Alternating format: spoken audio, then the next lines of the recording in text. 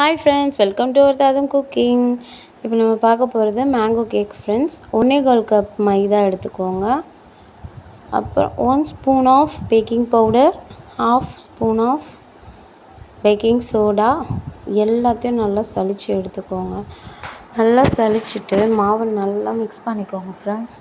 Mix பண்ணிவிட்டு இந்த மாவை நம்ம எடுத்து ஓரமாக வச்சிடலாம். இப்போ ஒரு ஜார் எடுத்துக்கோங்க. 1 cup of mango, 1/2 cup of sugar நல்லா ஆட் பண்ணி பிளெண்ட் பண்ணிக்கோ. நல்லா அரைச்சிட்டு அதை ஒரு பவுலில் மாற்றிக்கலாம்.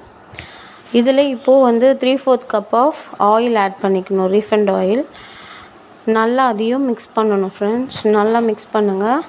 1 spoon of vanilla essence and again நல்லா அதை மிக்ஸ் பண்ணுங்கள்.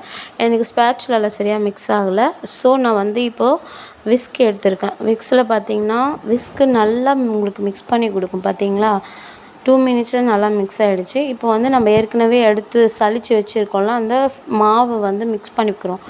இது போடும்போதும் அகெயின் ஒன்ஸ் சலிச்சோன்னா ரொம்ப நல்லது. ரொம்ப நமக்கு ப்ளஃபியாக வரும் கேக். ஸோ நல்லா சலித்து கொஞ்சமாக மாவு போட்டு நல்லா சலித்து மிக்ஸ் பண்ணிக்கணும். நல்லா மிக்ஸ் பண்ணிக்கணும் ஃப்ரெண்ட்ஸ். பார்த்திங்கன்னா இதுக்கு கொஞ்சம் திக்காகிடுச்சு என்னோடய பேட்டர். ஸோ நான் அதை மிக்ஸ் பண்ணுறதுக்கு கொஞ்சம் நமக்கு கரெக்டான கன்சிஸ்டன்சி வரணுன்றதுக்காக 1/4 கப் ஆஃப் பால் சேர்த்துக்கிறேன்.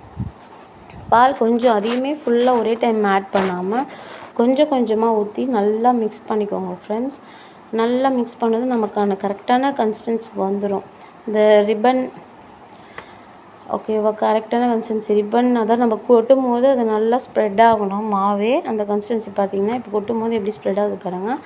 அந்தளவுக்கு தான் நம்ம பேனில் ஊற்றி நல்லா ஒரு 2-3 வாட்டி டேப் பண்ணுங்கள் ஃப்ரெண்ட்ஸ். டேப் பண்ணிவிட்டு பேக் பண்ணி எடுத்தாச்சு. நம்ம கேக் ரெடி ஆகிடுச்சு. லைக் பண்ணுங்கள், ஷேர் பண்ணுங்கள் அண்ட் கமெண்ட் பண்ணுங்கள் ஃப்ரெண்ட்ஸ்.